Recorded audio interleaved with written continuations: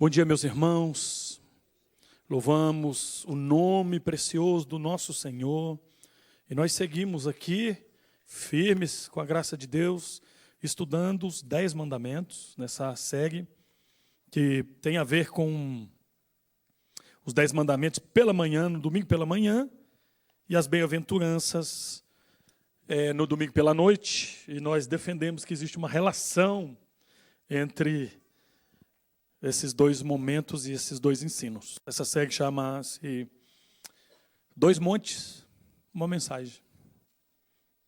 Quero convidá-los para que abramos a palavra do Senhor em Êxodo, capítulo 20. Nós vamos ler versículos 1 e 2 e o versículo 14.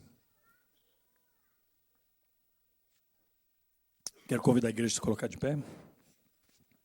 Vamos fazer leitura todos juntos. Êxodo capítulo 20, versículos 1, 2 e 14. Assim diz a palavra do Senhor. Então falou Deus todas estas palavras. Eu sou o Senhor, teu Deus, que te tirei da terra do Egito, da casa da servidão. Não adulterarás. Vamos repetir? 14? Não adulterarás. Vamos orar mais uma vez. Senhor, já louvamos o teu nome através da leitura da tua palavra, dos sinos, dos cânticos espirituais, da oração. Agora pedimos que o Senhor, mais uma vez, abra o nosso entendimento, para que possamos compreender o coração da tua palavra nesta manhã para as nossas vidas. E possamos, ó Deus, ser edificados, confrontados, corrigidos e fortalecidos para a glória do teu nome, em primeiro lugar, Senhor, mas também para o bem do nosso coração. Oramos agradecidos em nome de Jesus. Amém. A igreja pode assentar-se. É certo, meus irmãos, que um dos maiores desafios enfrentado no contexto da Reforma Protestante, em 1517, enfrentado por Lutero, quando ele pregava contra a corrupção da igreja, ele jamais imaginou que o maior campo de batalha dele, naquele momento, fosse moral. No sentido de que uma das grandes dificuldades enfrentadas naquele momento era a corrupção matrimonial do clero, dos líderes da igreja, a forma como eles tratavam o casamento, a forma como eles desdenhavam do casamento e a forma como eles viravam as costas para o próprio Deus que havia instituído a família e o casamento. E essa é a primeira instituição. Quando a aliança conjugal ela é desprezada, é uma das formas que nós mais conhecemos uma sociedade, é a forma como ela trata o sagrado matrimônio, a forma como um país lida com a família, com a educação dos filhos, com o estabelecimento dos padrões que foram revelados por Deus na sua palavra para o casamento. Isso mostra muito do que aquele país é e de como será. Então, estes mandamentos, eu não sei se vocês já pararam para pensar nisso. O decálogo, as 10 palavras, é a primeira e a única vez que Deus fala diretamente com o povo. Depois ele não fala mais. E é impressionante entender que Deus começa dizendo: eu sou o Senhor teu Deus. Eu sou o teu Deus. Deus está falando de relacionamento. Então, quando Deus entrega esses mandamentos, Ele entrega com um propósito muito claro: colocar uma cerca em volta do seu povo, proteger o seu povo, ensinar esse povo a viver de uma forma que eles vão experimentar o melhor nessa terra. Não quer dizer que esse povo não vai ser provado, não quer dizer que esse povo não enfrentará dificuldades tremendas, mas significa viver neste mundo, debaixo da bênção de Deus, experimentando comunhão com Deus já aqui, neste mundo, e aguardando, anelando, com todas as forças do seu coração, a vida eterna que o Senhor nos prometeu. Então, quando Deus entrega esses mandamentos, Ele entrega com um propósito. Como um pai bondoso, Ele está nos mostrando uma forma de vida e uma vida que será abençoada, que será cheia da direção de Deus e da paz que sobrepassa todo entendimento. Então, se nós queremos viver uma vida abençoada, nós devemos voltar o nosso coração para as Escrituras. E este mandamento, o 7º mandamento, ele é bem pequenininho, né? Não adulterarás. Pequenininho, mas que revela muitas coisas do caráter de Deus e da forma como Deus quer que vivamos. Não só no casamento. A gente tem estudado isso, que os mandamentos, eles são muito mais amplos do que aquilo que a gente imagina. Irmãos, quando Deus entrega o 7º mandamento, é porque Deus quer que nós vivamos na nossa relação do mandato social, nos nossos casamentos, da mesma forma como Deus quer que vivamos o nosso relacionamento com Ele, o mandato espiritual. E o nosso relacionamento com Deus é um relacionamento de fidelidade. É um relacionamento de exclusividade. E Deus quer que vivamos no casamento da mesma maneira. Então, o modelo para um casamento abençoado e feliz está nas Escrituras e também no próprio caráter do nosso Deus. O nosso Deus é um Deus fiel.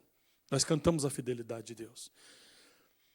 Eu não sei se você já fez isso alguma vez na vida, mas é assustador olhar as pesquisas a respeito da infidelidade conjugal. Varia de país para país, mas em geral, em todo mundo, as pesquisas dizem que pelo menos 50% dos cônjuges admitem ter tido um relacionamento extraconjugal. Eu não estou falando de pensamentos, estou falando de atos. Ou seja, de cada 10 pessoas que nós vemos na rua, as estatísticas dizem que 5 são pessoas que já experimentaram o adultério. E aí você diz, pastor, eu estou fora dessa estatística. Graças a Deus. Mas aí a gente olha para Jesus interpretando o mandamento e aprofundando. Ele diz, eu, porém, vos digo, se alguém olha para uma pessoa, uma mulher, ou para um homem, dependendo do sexo, né, com intenção impura, já cometeu adultério no seu coração. Aí não escapa ninguém. Então, irmão, ainda que seja duro o que eu vou te dizer, você é um adúltero. Eu sou um adúltero.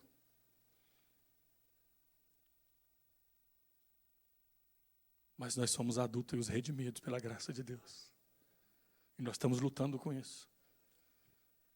O Dr. David Martin Lloyd Jones disse que tem algumas coisas que nós vamos lutar a vida inteira até chegar na tumba, ou até o dia que Jesus vier nos buscar. Essa é uma luta constante de cada um de nós. Então, a gente precisa lembrar que o termo utilizado aqui para adultério descreve especificamente a violação do vínculo matrimonial por relação sexual ilícita com quem não é o seu cônjuge. Mas isso também se aplica àqueles que não são casados, solteiros, os que estão namorando, ou qualquer um. Fornicação é uma violação do 7º mandamento. Porque o sexo, ele foi criado por Deus para ser vivido no contexto do casamento. A Bíblia é a nossa regra de fé em prática em todos os aspectos da nossa vida, inclusive com relação aos nossos casamentos e à nossa vida sexual. O sexo foi dado por Deus para ser desfrutado no contexto do casamento, no contexto da intimidade, no contexto da aliança. Então, violar o 7º mandamento é violar um princípio dado pelo próprio Deus. É quebrar a aliança. E as Escrituras dizem que as pessoas que enfrentaram o adultério, que adulteraram, eles jamais vão esquecer isso. Mas o Evangelho nos ensina que o Senhor é um Deus que perdoa. E às vezes, o encontro com Deus vai fazer de nós como o encontro de Jacó com Deus. Deus vai tocar como tocou em Jacó, e ele vai mancar a vida inteira. São as cicatrizes de um encontro com Deus. E o perdão, ele renova o nosso relacionamento com Deus. Mas as cicatrizes ficam. Mas as cicatrizes, nós olhamos para elas como expressão da graça de Deus. De um Deus que nos perdoou, que nos permitiu um relacionamento renovado. Mas Deus coloca tudo isso, e agora em Cristo, quando Ele aprofunda o mandamento, para mostrar o aspecto pedagógico da lei. Qual é o aspecto pedagógico da lei? A lei mostra para você e para mim que nós não somos capazes de cumprir os mandamentos. Que nós necessitamos um redentor. Então a lei nos aponta para Cristo. Aquele que foi fiel e cumpriu toda a lei cabalmente. E cumpriu no nosso lugar. Essa é a mensagem do Evangelho da graça de Deus. Deus me convida em Cristo para um relacionamento com Ele, não baseado na minha performance, mas baseado naquilo que Cristo fez por mim. E agora eu me atrevo a apresentar diante de Deus, diante do trono da graça, porque fui justificado pelas obras de Cristo. E agora Deus me trata como justo. Eu não sou justo, mas eu sou tratado como se eu fosse. Por causa do que Cristo fez. Então, o que Deus faz aqui é falar para um povo que vem de um contexto de poligamia, de um contexto de idolatria, um povo recém-saído do Egito, essa civilização saturada de prostituição ritual. Deus traça uma linha. O casamento entre um homem e uma mulher é o padrão de Deus. É território sagrado, não pode ser invadido. E gramaticalmente o que esse texto está dizendo é um mandamento. Está no imperativo, negativo, e é direto, é como uma cerca que Deus coloca ao redor de um jardim precioso. Mas essa cerca não protege apenas o casamento, revela também a santidade do corpo, dos desejos, do coração. E irmãos, essa é a palavra de Deus revelada à sua igreja. Quando olhava para esse mandamento, João Calvino dizia o seguinte: Deus, sendo o autor do matrimônio, não poderia deixá-lo de protegê-lo como uma lei tão clara quanto simples. O mandamento está no imperativo, negativo. É uma cerca ao redor de um jardim precioso. Palavra de Calvino. Deus está nos protegendo. O sábio Salomão diz: coloca cerca no teu coração, porque você vai ser constantemente atacado. Nós somos atacados pelo diabo, nós somos atacados pelo mundo, o sistema, mas nós somos atacados pelo nosso próprio coração, pela nossa própria concupiscência. Então Deus tem uma palavra para nós com relação à forma como nós vivemos o nosso casamento. Então, eu queria falar nesta manhã sobre os ensinos do sétimo mandamento. Quais são os ensinos que nós podemos tirar do sétimo mandamento? E são muitas coisas, mas por causa de tempo, eu tive que escolher duas. E eu estou usando a metodologia que usaram os teólogos de Westminster. E que para nós pode nos ajudar didaticamente a entender. Então, nós vamos trabalhar de maneira muito simples. O primeiro ensino, o que o mandamento proíbe, e o segundo, o que o mandamento exige. O que ele proíbe e o que ele exige. Quais são as proibições do sétimo mandamento? Porque ele começa com não. Deus dizer não para nós é uma resposta positiva para o nosso crescimento, para o nosso desenvolvimento espiritual. Lá no Catecismo de Westminster, pergunta 139, está assim: quais são as proibições do sétimo mandamento?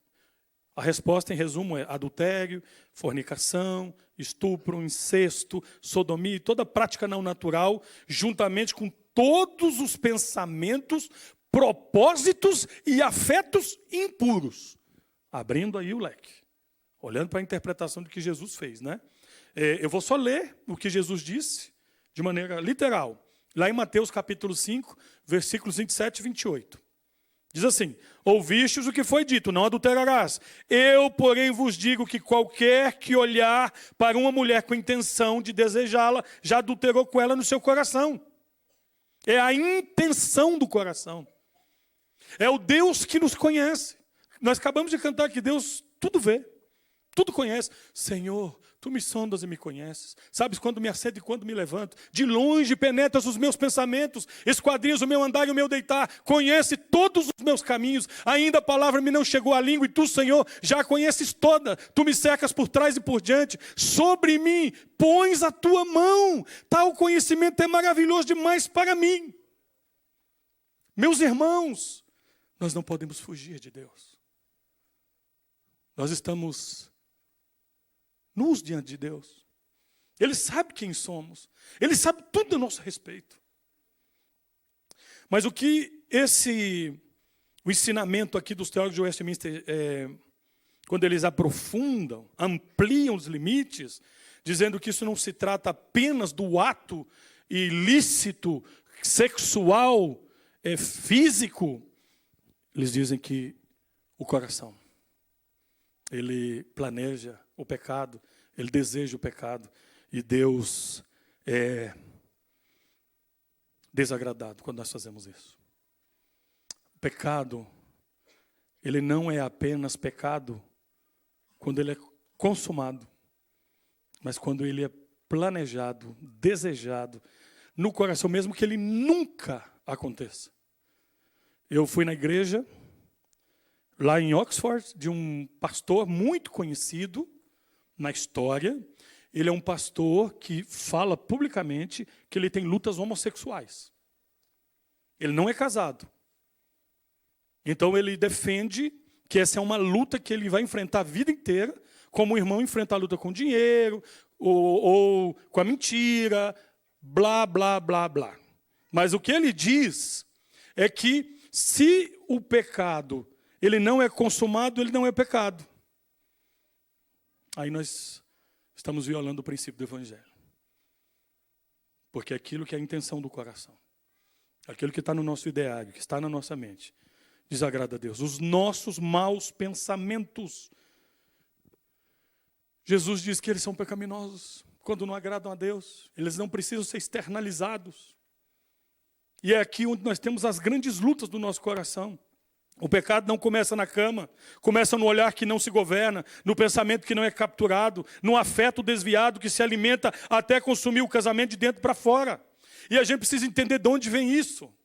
E se a gente voltar atrás, você já ouviu falar da escola de Frankfurt? A escola de Frankfurt, ela é uma fábrica, um laboratório de Satanás. Porque existia um desejo, através do marxismo tradicional, clássico, de desmantelar os princípios divinos da família, da sociedade, através da luta das classes, através da economia, política. Não deu certo. Então, o pessoal da teoria crítica, da escola de Frankfurt, tem uma ideia. Vamos desmantelar as famílias. Vamos entrar na cultura. Vamos entrar nas universidades. Vamos destruir o casamento. O ladrão vem para matar, roubar e destruir. E é isso que nós estamos vendo. É isso que nós estamos vendo. O Marcuse, um dos principais pensadores da escola de Frankfurt, quando teve a revolução sexual da década de 60, hippie, a frase que foi cunhada lá, qual foi? Vamos dormir com todos como se não houvesse amanhã. E o princípio do casamento está sendo violado. E os nossos filhos estão vivendo nesse mundo caído. E Deus já sabia de tudo isso, então Ele coloca uma cerca de proteção. E é por isso que nós precisamos ser muito cuidadosos com isso. John Owen já dizia, lá no seu tratado sobre a mortificação do pecado, ele diz assim: não matarás o pecado, senão o atacarás em seus princípios. Quem cuida apenas das ações e não dos pensamentos, trata os sintomas, mas deixa a doença prosperar. Então o mandamento proíbe o quê? Proíbe até os pensamentos impuros. O adultério é grave, porque ele rasga aquilo que Deus uniu. Ele viola aquilo que Deus criou. Ele não é apenas uma fraqueza emocional ou um erro privado, particular, é infidelidade contra Deus, contra o cônjuge, contra a família, contra a comunidade. A gente que lida com aconselhamento, que cuida de adolescentes, crianças, a gente vê como o adultério, como o divórcio traz impacto na vida dessas crianças, dessas pessoas. As marcas. O próprio Deus diz isso na palavra, na sua palavra. Portanto, nós devemos temer. Nós devemos nos assombrar, nós devemos ter o temor do Senhor, e nós devemos orar por isso, porque é o temor de Deus que é o princípio da sabedoria. Quando o temor de Deus é claro no nosso coração, nós tememos pecar. E nós tememos não por causa das consequências, porque o nosso entendimento de que nós estamos violando o nosso relacionamento com Deus, a santidade de Deus, a nossa vida de culto, é muito maior do que as próprias consequências que vamos receber.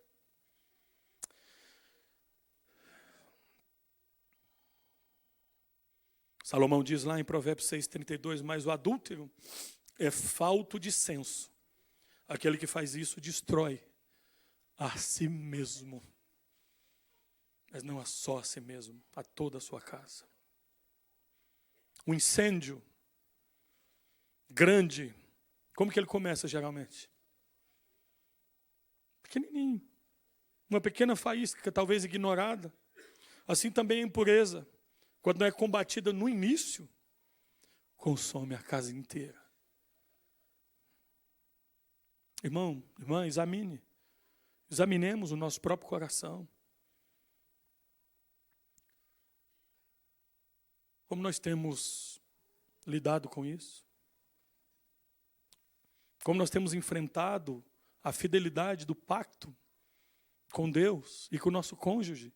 E jovem, moça, solteiros, como você tem cuidado do seu corpo? A forma como nós vivemos os nossos relacionamentos glorificam a Deus.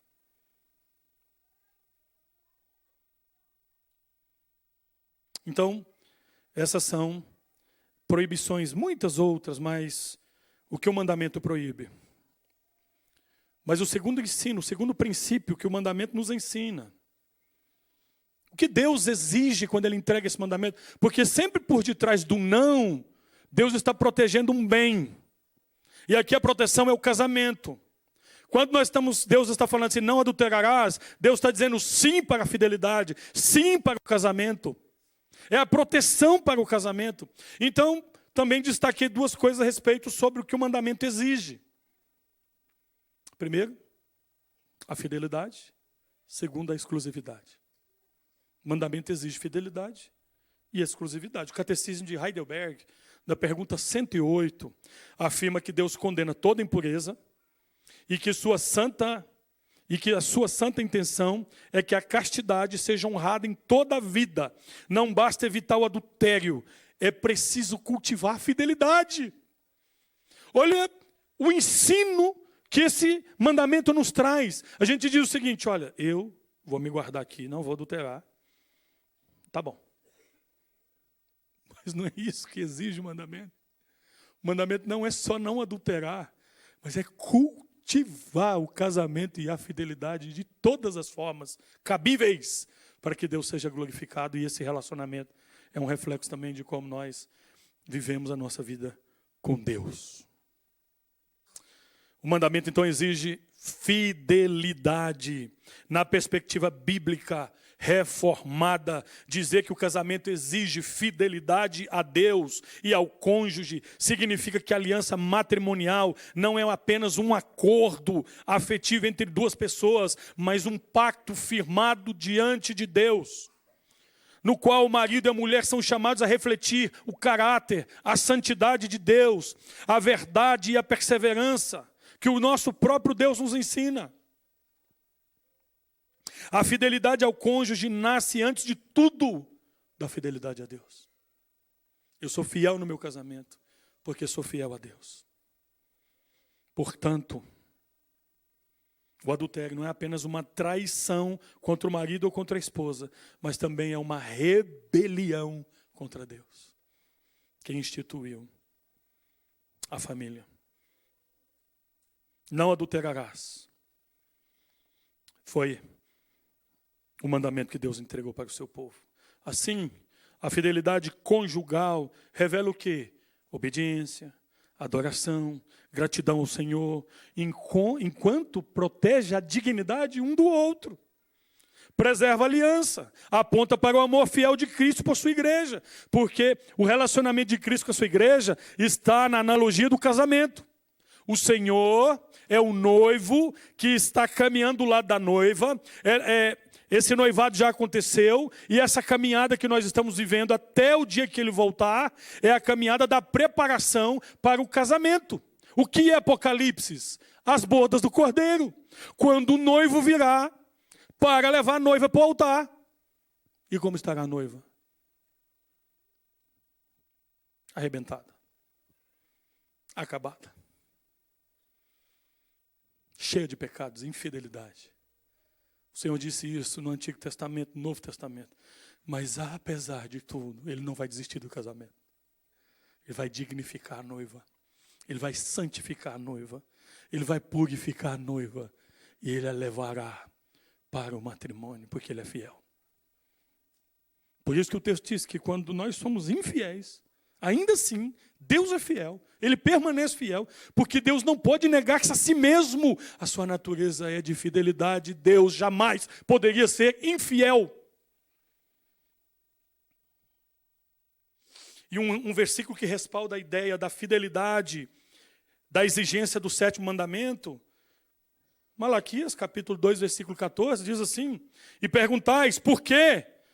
A resposta é porque o Senhor foi testemunha da aliança entre ti e a tua mulher da tua mocidade, com a qual fostes desleal, sendo ela a tua companheira e a mulher da tua aliança. E é por isso que eu não estou abençoando vocês, porque vocês quebraram um relacionamento conjugal. Vocês foram adúlteros, vocês foram infiéis. Portanto, isso precisa ser corrigido. E eu estou retendo a bênção sobre a vida de vocês.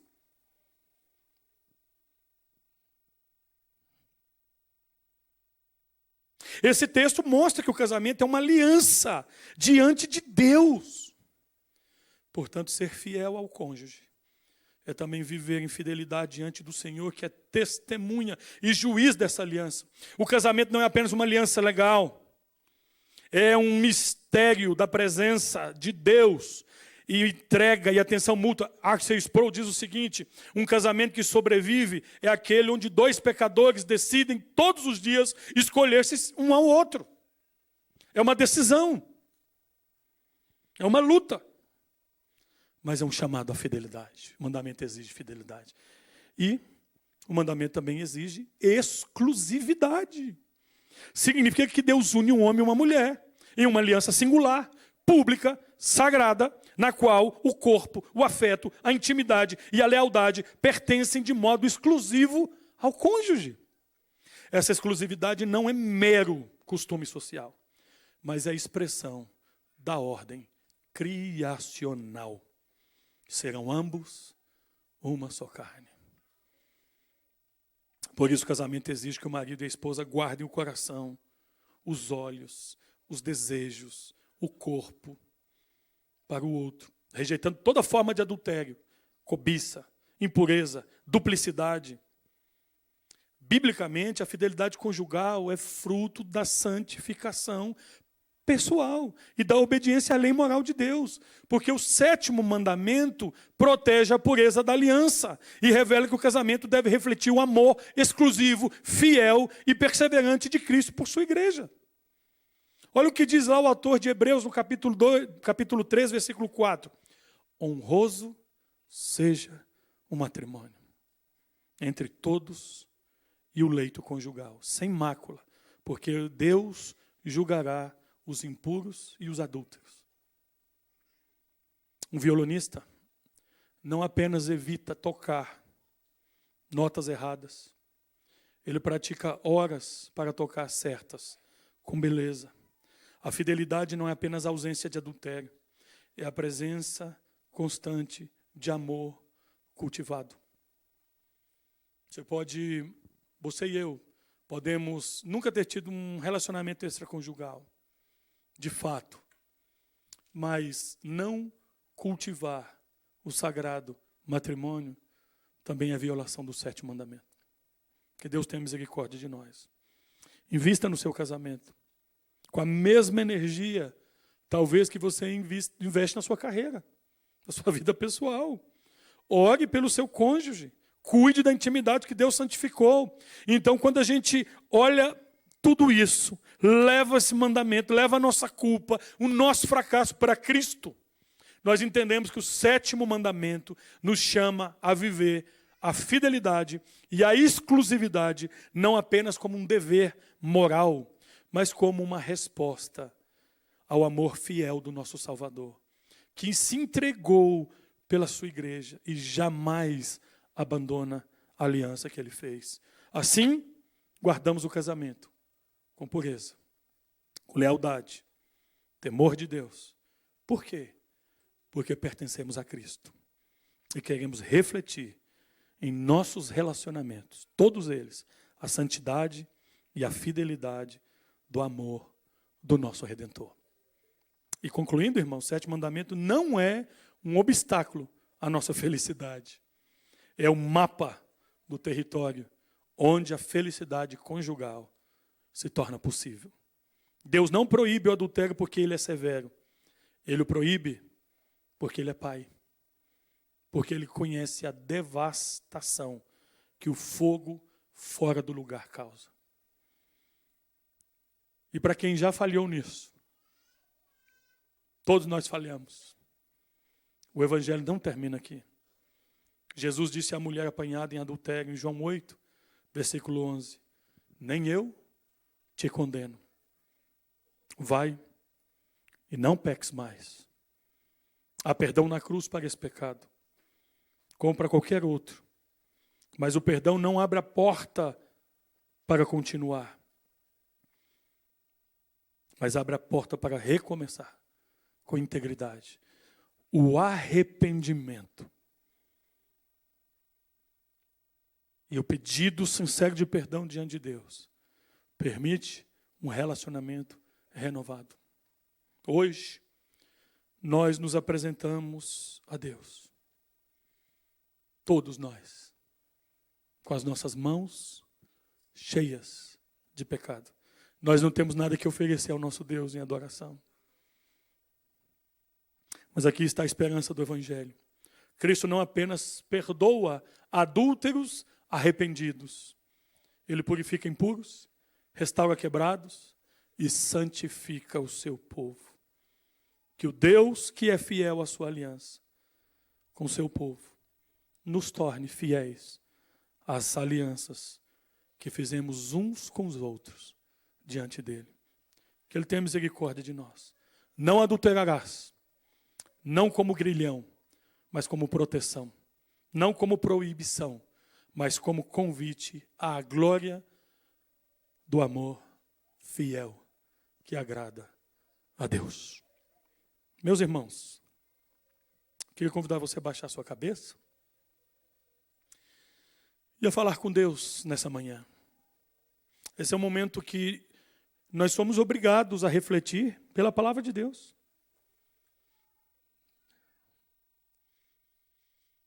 E eu queria convidar você, em nome do Senhor Jesus, a confessar os pecados diante de Deus. Pecado de adultério, pensamentos impuros, falta de cultivar o relacionamento fiel e amoroso e generoso no casamento. Talvez, irmão, irmã, a sua vida esteja destruída por causa das más decisões que você tomou.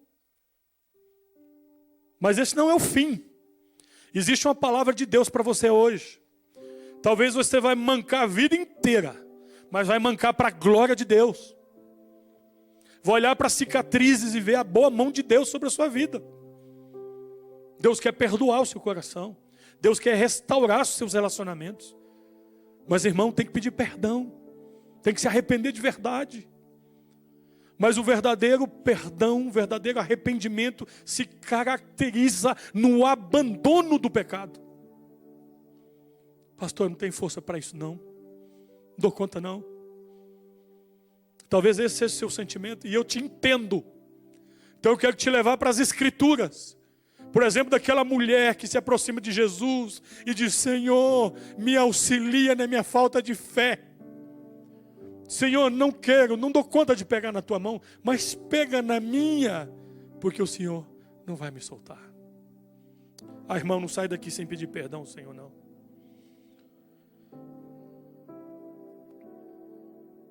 Seu casamento, seus relacionamentos, ele também é um reflexo da sua espiritualidade. E de 0 a 10, como é que está? Ah, pastor, está um 3, está um 2, está um 1.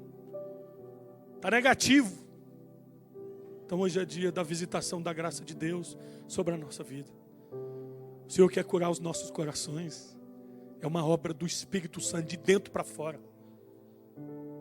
Vamos orar, irmãos. Vamos pedir que Deus tenha misericórdia de nós. Não adulterarás.